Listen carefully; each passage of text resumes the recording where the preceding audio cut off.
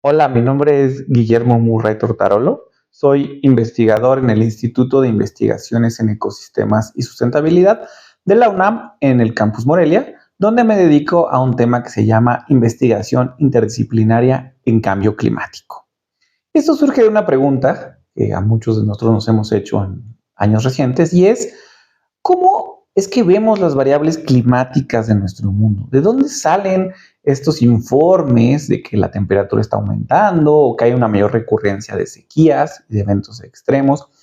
¿Cómo se toman y se grafican y se procesan esos datos? Bueno, en este capítulo del libro es justamente lo que te voy a enseñar a hacer.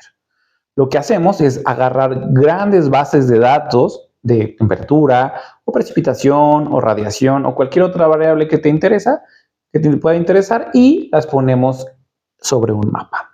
Con eso se genera información relevante para la toma de decisiones y también información importante para la ciencia.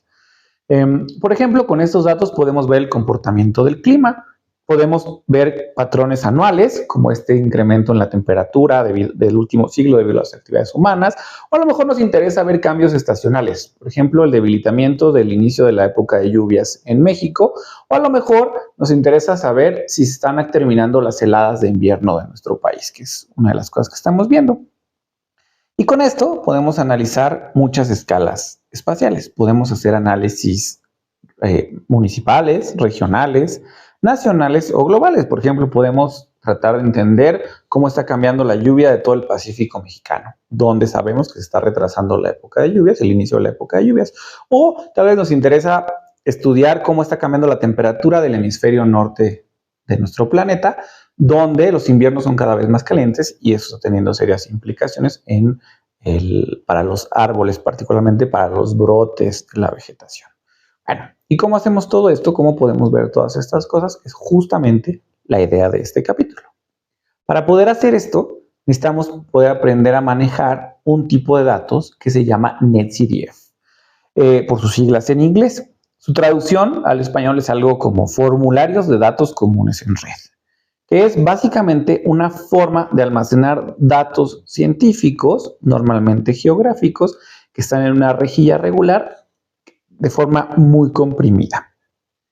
Esto nos permite guardar grandes cantidades de información, millones o billones de puntos de información de forma muy comprimida en archivos pequeñitos. Y aunque esto suena padrísimo, aprender a manejar y procesar este tipo de datos requiere ciertas habilidades y capacitación técnica. Y eso es justamente lo que hacemos en este capítulo. Aprendemos al menos tres cosas. La primera es cómo instalar las librerías necesarias para poder manejar los datos NetCDF, tanto en tu computadora como en R.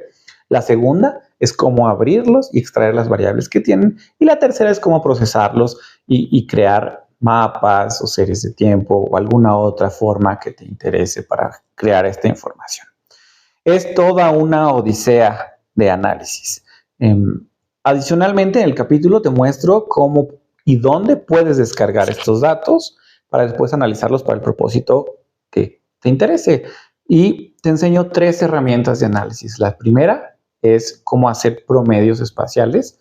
La segunda es calcular anomalías. Y la tercera son tendencias espaciotemporales. De modo que puedes ver cambios en el clima a la escala que tú quieras y relacionarlos con otros procesos, ya sea ecológicos o sociales. Si bien los datos que se utilizan en el capítulo y los ejemplos que yo te doy son climáticos, también es importante mencionar que los datos en formato NetCDF se presentan en un montón de formas. Por ejemplo, hay datos para depósito de nitrógeno a nivel global o almacenamiento de carbono en el suelo o en la vegetación. También hay datos de radiación, datos de número de días con lluvias, por mencionar algunos. Hay una plétora de datos disponibles para hacer estos análisis. Y las herramientas que te enseño aquí se pueden aplicar a todos ellos.